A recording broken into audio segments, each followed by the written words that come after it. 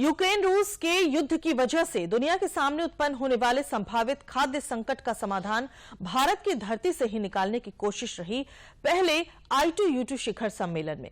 कई क्षेत्रों में ज्वाइंट प्रोजेक्ट की पहचान के साथ ही दो बड़ी वैश्विक समस्याओं खाद्य संकट और ऊर्जा जरूरतों पर भारत की जमीन, इजरायल की तकनीक, UAE का निवेश और अमेरिकी कंपनियों का संयुक्त प्रयास होगा। प्रधानमंत्री नरेंद्र मोदी गुरुवार को अमेरिकी राष्ट्रपति जो बाइडेन, इजरायल के प्रधानमंत्री यायर लापिड और संयुक्त अरब अमीरात के राष्ट्रपति शेख मोहम्मद बिन जायद अल नाहयान के साथ एक मंच पर दिखे।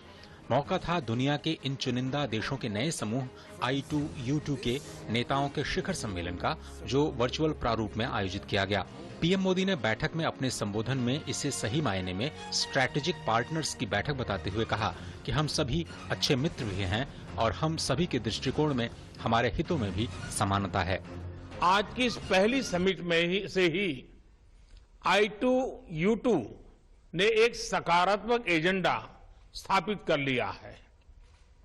हमने कई क्षेत्रों में ज्वाइंट प्रोजेक्ट्स की पहचान की है और उनमें आगे बढ़ने का रोड मैप भी बनाया है। I2U2 फ्रेमवर्क के तहत हम जल, ऊर्जा, परिवहन, स्पेस, स्वास्थ्य और खाद्य सुरक्षा के 6 महत्वपूर्ण क्षेत्रों में ज्वाइंट इन्वेस्टमेंट बढ़ाने के लिए सहमत हुए हैं। यह स्पष्ट है कि I2U2 का विजन और एजेंडा प्रोग्रेसिव और प्रैक्टिकल है। प्रधानमंत्री ने I2U2 के एजेंडे की अहमियत पर भी प्रकाश डाला और कहा कि ये वैश्विक अर्थव्यवस्था में महत्वपूर्ण योगदान दे सकते हैं। अपने देश की परस्पर स्ट्रेंथ, कैपिटल, एक्सपर्टाइज और मार्केट्स को मोबिलाइज करके हम अपने एजेंडा को गति दे सकते हैं और वैश्विक अर्थव्यवस्था में महत्वपूर्ण योगदान दे सकते हैं। बढ़ती हुई वैश्विक अनिश्चितताओं के बीच हमारा कोऑपरेटिव फ्रेमवर्क व्यावहारिक सहयोग का एक अच्छा मॉडल भी है। सम्मेलन में शामिल बाकी तीनों नेताओं ने भी इसकी अहमियत पर रोशनी डाली और मिलकर काम करने की जरूरत पर बल दिया। The UAE's investment to develop integrated agricultural parks across India with the support of the American and Israeli private sector experts has the potential to sustainably increase India's food yields in the region threefold in just 5 years. With our four nations working together to unite our expertise and drive private sector investment, this is going to help India reach its climate and energy goal of 500 megawatts of non-fossil fuel capacity by 2030. In the 21st century, challenges are local, but solutions are global. The group is interesting because we are 4 very different countries, but when we started talking, it became clear we all want the same things. This Quad is, in my view, the correct model. Our advantages are clear to one another, and so are all our needs. This summit is a clear evidence of the great opportunity for cooperation between countries and economies with shared values and goals centered around peace, tolerance, and prosperity.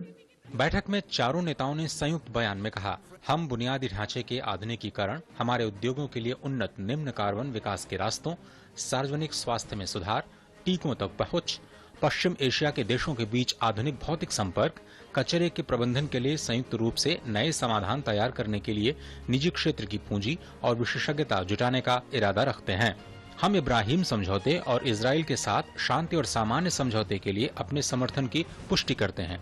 हम पश्चिम Asia और दक्षिण Asia में आर्थिक सहयोग बढ़ाने और विशेष रूप से I2U2 भागीदारों के बीच स्थायी निवेश को बढ़ावा देने सहित इन ऐतिहासिक घटनाक्रमों से होने वाले आर्थिक अवसरों का स्वागत करते हैं। सम्मेलन में खाद्य सुरक्षा और स्वच्छ ऊर्जा के लिए 2 बड़ी परियोजनाओं पर भी सहमति बनी। इसमें भारत में एक खाद्य कॉरिडोर बनाने और गुजरात के द्वारका में एक नवीकरणीय ऊर्जा से जुड़ी परियोजना शामिल है। The first project relates to the food corridor. Under this project, the UAE intends to invest roughly $2 billion to develop a series of integrated food corridors across India, which would deploy climate-smart technologies to reduce food wastage and spoilage, conserve fresh water at the same time, and also employ renewable energy sources. The I2U2 countries will advance a hybrid renewable project in Dwarka, Gujarat, consisting of 300 megawatts of wind and solar capacity, complemented by a battery energy storage system. The US Trade and Development Agency, USTDA, has already funded a feasibility study for this project, which is roughly the quantum of $330 million. I2U2 समूह की अवधारणा 18 अक्टूबर 2021 को आयोजित 4 देशों के विदेश मंत्रियों की बैठक के दौरान की गई थी। प्रत्येक देश में सहयोग के संभावित क्षेत्रों पर चर्चा करने के लिए नियमित रूप से शेरपा स्तर की बातचीत भी होती है। Bureau report, DD news.